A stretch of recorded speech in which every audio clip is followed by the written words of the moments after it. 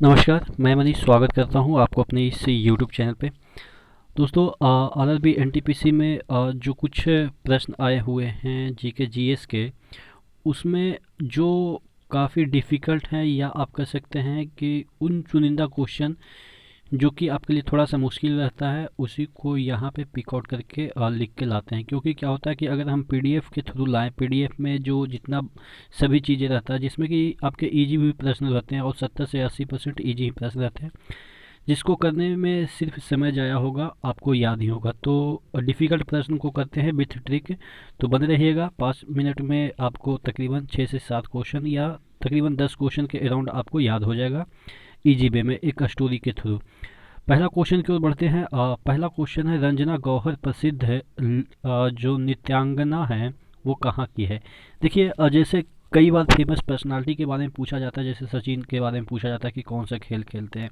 तो ये तो क्रिकेट है जो कि सबको पता है, लेकिन अगर उसी तरीके से अपने अपने क्षेत्र में जो काफ़ी फेमस होते हैं उनके बारे में पूछा जाता है, तो ओडिसी, उड़ीसा का एक नृत्य होता है जिसको हम कहते हैं ओडिसी। ओडिसी के एक नृत्यांगना है यानी कि डांसर हैं रंजना गौहर।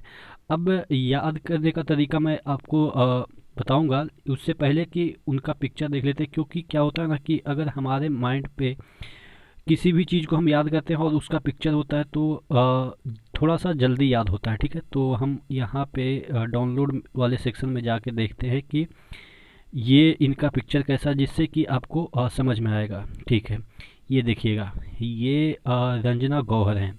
ठीक है, क्लासिकल डांसर है, क्लासिकल डांस उड़ीसा पे ये परफॉर्म करते हैं रंजना गौहर। और जो गांगुली की पत्नी कौन से क्लासिकल डांसर है, ये आप नीचे कमेंट बॉक्स में कमेंट करके बताएंगे। सौरव गांगुली की पत्नी डोना गांगुली कौन से डांस के लिए जाने जाते हैं, कौन से डांस वो परफॉर्म करते हैं, आप नीचे कमेंट बॉक्स में कमेंट करके बताइएगा। ठीक है, तो ये रंजना गौहर है जो कि उड़ीसी जो नृत्य करते हैं। ठीक है, और ये कहाँ से है, ओबीएस है। जब उड़ीसी डांस कर रहे हैं तो कहाँ से होंगे, यही पूछा गया है कि कहाँ से ये बिलोंग करते हैं, कौन से स्टेट से बिलोंग करते हैं। तो ये उड़ीसा से बिलोंग करते हैं। हालांकि उड़ीसी यहाँ पे लिखा हुआ है, लेकिन होगा उड़ीसा, क्योंकि उड़ीसी तो ये हो गया, डांस हो गया। ठीक है, अब देखिए याद कैसे करेंगे। नाम है रंजना गौहर, यानी कि गौ, गौ मतलब क्या, गाय। फिर हर मतलब क्या हो गया, यानी कि चुरा के ले जाना। जब कोई गाय को चुरा के ले जाएगा तो उसको क्या कहते हैं कि गाय को उड़ा के ले गया, यानी कि कहीं पे बंधी होगी तो उसको उड़ा के ले गया, चुरा करके ले गया। तो ठीक है, तो गौहर जो है वो उड़ीसा, ठीक है, उड़ा के ले गया यानी कि उड़ीसा। ठीक है, गौ को हर के उड़ा के ले गया। तो इस तरह से हम इसको याद रखेंगे। रंजना गौहर जो प्रसिद्ध है नृत्यांगना है, उड़ीसी डांस करते हैं, क्लासिकल डांसर है जो कि उड़ीसा से बिलोंग करते हैं। काफ़ी फेमस है, इसलिए याद रखना होगा आपको। राजा रवि वर्मा जो काफ़ी फेमस पेंटर हैं, उनके बारे में पूछा जाता है कि ये किस क्षेत्र से बिलोंग करते हैं। ये काफ़ी फेमस है, इसलिए इसको ज़्यादा ट्रिक बनाने की कोई ज़रूरत नहीं है, ये अक्सर आपको एग्जाम में दिख जाएगा। अगला क्वेश्चन की ओर बढ़ते हैं। द्वितीय परमाणु परीक्षण जो हुआ था भारत में, किनके समय हुआ था, अटल बिहारी वाजपेयी के समय 1998 में हुआ था। इसका कोड वर्ड क्या था, ठीक है, इसका कोड वर्ड था स्माइलिंग बुद्धा। और अगर हम बात करें ऑपरेशन शक्ति, किसका कोड वर्ड था, जो प्रथम परमाणु परीक्षण इंदिरा गांधी ने किया था 74 में। ध्यान रखिएगा, यहाँ पे 74 है और यहाँ पे 58 है, यानी कि दूसरा में क्या हो गया, इंटू 2 हो गया। 4 लास्ट में है, इसमें 2 कर देंगे तो 98 हो जाएगा। और 98 अगर आपको याद होगा तो यहाँ पे पहला में के लिए हम दूसरा से डिवाइड कर देंगे तो ये 4 आ जाएगा। तो इस तरह से याद करने का तरीका मैं बता रहा हूँ कि कैसे आप ईस्वी को याद रखेंगे। 98 वाला याद रहता है तो पहला कितना हो जाएगा, 74, 2 से डिवाइड कर देंगे या इसमें 2 से मल्टीप्लाई कर देंगे तो 98 आ जाएगा। तो ये ऑपरेशन शक्ति, अगर आपके पास शक्ति होगी तभी आप स्माइल करेंगे। इस तरह से याद रखिएगा कि पहला शक्ति था, जो कोड वर्ड था उसका, और दूसरा स्माइलिंग बुद्धा था। प्रश्न पूछा गया था कि द्वितीय परमाणु परीक्षण का कोड क्या था। ये भी प्रश्न पूछा जा सकता है कि द्वितीय परमाणु परीक्षण किन के समय हुआ था, यानी कि उस समय देश के प्रधानमंत्री कौन थे और ये किसकी निगरानी में हुआ था। ये एपीजे अब्दुल कलाम के निगरानी में हुआ था स्माइलिंग बुद्धा का परीक्षण। ठीक है, अगला बात कर लेते हैं, नव क्लेवर उत्सव किस राज्य में मनाया जाता है। देखिएगा, ये नव क्लेवर एक जगह है, किसका, यहाँ पे 1 मिनट ध्यान रखेंगे। नव क्लेवर, 1 मिनट, हाँ, नव क्लेवर जो सॉरी, नवक्लेवर उत्सव है, जो नवक्लेवर उत्सव है, एक मिनट, यहाँ मुझे लग रहा है कि कोई स्टूडेंट मुझे कॉल कर रहे हैं। और मैंने हमेशा बोला है कि आप मुझे कॉल ना करें, क्योंकि कभी भी मतलब कि जब भी काम करते रहते हैं उसी समय आपका कॉल आ जाते हैं। ठीक है, तो फिर से शुरू करते हैं। नवक्लेवर जो उत्सव है वो कहाँ की है? ये है उड़ीसा की। ठीक है, अब देखिएगा, नव नव मतलब क्या होता है, याद करने का तरीका मैं बता रहा हूँ, उसके बाद इसके डिटेल को चर्चा करेंगे। नव मतलब कि नया होता है, कल मतलब कि कल यानी कि टुमारो, बर मतलब होता है, बर मतलब आप समझते होंगे, ग्रूम होता है। ठीक है, यानी कि बर जिसको कहते हैं हिंदी में तो बर कहते हैं, इंग्लिश में ग्रूम कहते हैं, यानी कि दूल्हा को कहते हैं बर। ठीक है, यानी कि नया बर कल लेके कोई उड़ेगा। ठीक है, अगर चोरी से या आप कह सकते हैं कि भगा के शादी करता है तो क्या होता है कि नया बर कल लेके उड़ेगा। ठीक है, इस तरह से हम याद रखेंगे। नवक्लेवर उत्सव कहाँ की है? उड़ीसा की। ठीक है, इस तरह से। अब ये जो नवक्लेवर जो उत्सव है वो उड़ीसा में जो भगवान जगन्नाथ का जो रथ निकलता है, उसी उत्सव को आप कह सकते हैं एक प्रकार का, उसी का सब टाइप है नवक्लेवर उत्सव। अगर हम इसके पिक्चर की बात करें, देखिएगा इसके पिक्चर को मैं दिखाने की कोशिश करता हूँ। नवक्लेवर उत्सव देखिएगा, ये देखिएगा, ये अक्सर आपको देखने को मिलेगा वहाँ के समुद्र तट पे इस तरह के रेत के बने रहते हैं। जो भी उत्सव होता है उसको रेत पे इस तरह से बना के सेलिब्रेट किया जाता है। उड़ीसा टूरिज्म यहाँ पे लिखा हुआ है और ये नवक्लेवर है। ठीक है, अब याद करने का तरीका मैंने बता दिया, नव कल बर। ठीक है, लेके उड़ेगा। ठीक है, अगला क्वेश्चन की ओर बढ़ते हैं। जावा प्रोग्रामिंग लैंग्वेज का आविष्कार किसने किया था? ये जो जावा प्रोग्रामिंग लैंग्वेज क्या होता है ये सबसे पहले समझ लेते हैं। देखिएगा, अगर आप मोबाइल चलाते हैं तो आप अक्सर एंड्रॉयड मोबाइल चलाते हैं। ठीक है, और नहीं तो ओएस ऑपरेटिंग सिस्टम जो मोबाइल है वो चलाते होंगे एप्पल का। एप्पल का मैक्सिमम लोग नहीं ही चलाते हैं, क्योंकि अगर आप एनटीपीसी की तैयारी कर रहे हैं तो मैं समझ सकता हूँ कि आप एप्पल तो लगभग नहीं ये चलाते होंगे।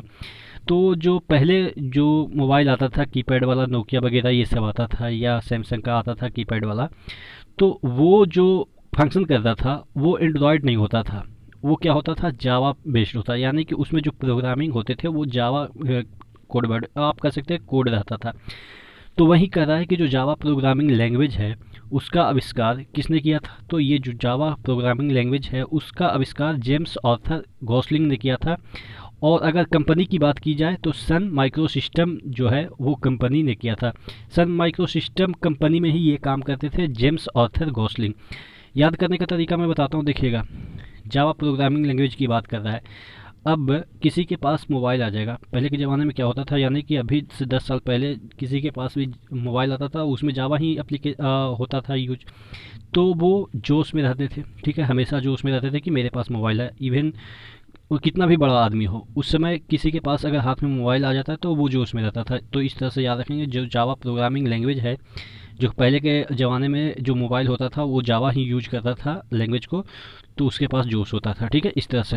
अब अगला क्वेश्चन की ओर बढ़ते हैं। रूब अल खाली कहाँ का मरुस्थल है? काफ़ी फेमस मरुस्थल है, काफ़ी बड़ा डिजर्ट है, तो ये पूछा जाता है रूब अल खाली कहाँ का मरुस्थल है? तो ये है सऊदी अरब का। अब अरब मतलब क्या, अरब जैसे ही बोलते हैं ना तो लगता है कि पैसे का सेंस आ रहा है कि अरब रुपया है, करोड़ के बाद अरब रुपया है। तो जितना भी अरब रुपया आपके पास होगा वो खाली हो जाएगा। ठीक है, इस तरह से याद रखेंगे कि रूब अल खाली कहाँ की मरुस्थल? सऊदी अरब की। अगर हम इसके पिक्चर को देखने की कोशिश करें, इसके जो मैप है उसको देखने की कोशिश करें कि कहाँ पे ये रूब अल खाली है, तो देखिएगा ये आपका वेस्ट एशिया है। ठीक है, अब यहाँ पे ईरान है, देखिएगा। ठीक है, यहाँ पे चारबाग जो बंदरगाह है ये भारत डेवलप कर रहा है। ये जो आपके डिजर्ट है रूबल खाली, ये देखिएगा सऊदी अरबिया का जो मोस्ट पार्ट है उसको कवर करता है, थोड़ा सा यमन को जिसे ओमान भी बगल में ओमान है इसको कवर करता है, और ये यमन को भी कवर करता है थोड़ा थोड़ा सा, जॉर्डन को भी थोड़ा सा कवर करता है, और इराक को भी थोड़ा सा, और कुवैत को तो लगभग पूरा ही कवर करता है। लेकिन अगर हम बात करें कि मेजर पार्ट इसके कहाँ पे है, ये आपके सऊदी अरब में है। ठीक है, तो ये जो रूब अल खालिद जो डिजर्ट है वो कहाँ की है? ये आपके सऊदी अरब की। याद करने का तरीका भी मैंने बता दिया। अगला क्वेश्चन है, आर्थिक सहयोग और विकास संगठन यानी कि OECD का मुख्यालय कहाँ पे है? अगर इंग्लिश की बात करें, Organisation for Economic Cooperation and Development. अब देखिएगा, ये जो संगठन है उसका जो मुख्यालय है वो पेरिस है। अक्सर आपने देखा होगा जो अंतर्राष्ट्रीय मुख्यालय है वो जेनेवा में होता है, लेकिन इस संगठन का मुख्यालय कहाँ पे, पेरिस में। याद करने का तरीका देखिएगा, ऑर्गेनाइजेशन फॉर इकोनॉमिक कोऑपरेशन, यानी कि आर्थिक सहयोग। उसके बाद आर्थिक सहयोग करेगा तो क्या होगा, विकास होगा। ठीक है, यहाँ पे देखिएगा विकास होगा। अगर हम पैसे से आर्थिक सहयोग मतलब पैसे से सहयोग करेंगे तो फिर विकास होगा। तो कोई बंदा है वो सपोज क्या है कि बेरोजगार है, तो उसको आर्थिक सहयोग की आवश्यकता होगी, तभी वो विकास कर पाएगा, यानी कि अपना डेवलपमेंट कर सकता है या अपने फैमिली को अच्छा एक निवास दे सकता है, आवास दे सकता है। ठीक है, तो उसके लिए क्या करना पड़ेगा, उसको रस पेरना पड़ेगा। रस यानी कि गन्ने का रस पेरना पड़ेगा, तो उसके बाद उसके पास पैसा आएगा, उसके बाद वो विकास करेगा। ठीक है, पेरिस यानी कि पेरना पड़ेगा रस के लिए। ठीक है, उससे क्या होगा, उसको पैसे आएंगे, उसके बाद वो विकास करेगा। इस तरह से याद रखिएगा, पेरिस किसका मुख्यालय है, आर्थिक सहयोग। पहले सहयोग देंगे आर्थिक सहयोग, तो वो गन्ने का खेती करेगा, उसके बाद वो विकास करेगा, यानी कि पेरिस, रस पेरने के लिए गन्ने का। इस तरह से हम इसको याद करेंगे। अच्छा, इसका जो स्थापना दिवस है वो कब है, सॉरी स्थापना दिवस नहीं, स्थापना जो साल है, कौन से ईयर में ये चालू हो गया था, यानी कि फंक्शन करने लगा था, 1961 में इसकी स्थापना हुई थी। सबसे ज़्यादा संचित कोयला किसके पास है। ठीक है, अगर हम बात करें संचित कोयला सबसे ज़्यादा किसके पास है, तो कन्फ्यूजन यहाँ पे हो जाती है, उड़ीसा और झारखंड में कन्फ्यूजन हो जाती है। लगभग एक ही जैसा आपके मतलब कि जितना इसके पास है उतना ही इसके पास है, थोड़ा सा इसमें कम है उड़ीसा के पास। ठीक है, थोड़ा सा उड़ीसा के पास कम है, तो सबसे ज़्यादा संचित कोयला किसके पास है, झारखंड के पास। लास्ट क्वेश्चन है, जोनबिल जो मेला है, जोनबिल मेला वो कहाँ की है, तो जोनबिल जो मेला है वो असम की है। इसका मतलब क्या होता है, जोनबिल का मतलब होता है, जोन का मतलब होता है चंद्रमा और बिल का मतलब होता है आर्द्र भूमि। ये आसामी जो लैंग्वेज है उसमें जोन का मतलब होता है चंद्रमा और बिल का मतलब होता है आर्द्र भूमि। अब याद करने का तरीका हम देख लेते हैं, क्योंकि ये काफ़ी फेमस फेस्टिवल है। ठीक है, अब इसको याद कैसे करेंगे, देखिए बिल, बिल जैसा ही सेंस देता है कि कहीं मतलब कि चूहा वूहा रहने वाला बिल, ऐसा ही कुछ सेंस देता है जैसे ही दिमाग में आता है। तो बिल कहाँ पे ज़्यादा होगा, जंगलों में होगा। ठीक है, जंगलों में ही सबसे ज़्यादा बिल होगा। और अगर हम बात करें जंगल सबसे ज़्यादा कहाँ पे है, तो नॉर्थ ईस्ट में। वो अलग बात है कि एमपी में, अगर हम बात करें कि एमपी में सबसे ज़्यादा जंगल है, लेकिन एमपी तो बहुत बड़ा क्षेत्र है इसलिए सबसे ज़्यादा है। लेकिन अगर हम नॉर्थ ईस्ट की बात करें तो नॉर्थ ईस्ट में ही ज़्यादा जंगल है, नहीं कहते हैं कि जंगल वहाँ पे ज़्यादा है।